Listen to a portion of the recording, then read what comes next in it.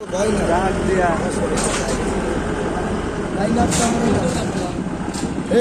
বলেন টাকাটা বাস করিয়া দিয়া দেন ভাই আমার ফাউডার দেখেন কথাটা আমি বলতে পারি পরে বলবেন ভাই হ্যারে কইলেন আমারে কইলেন নাকি আমি সবারে বলবো তার জন্য আমি সামনে আনছি আর নাকি শুধু খারাপ ভাই চাপে তুমি ভাই ওই মোড়া দিয়ে দাও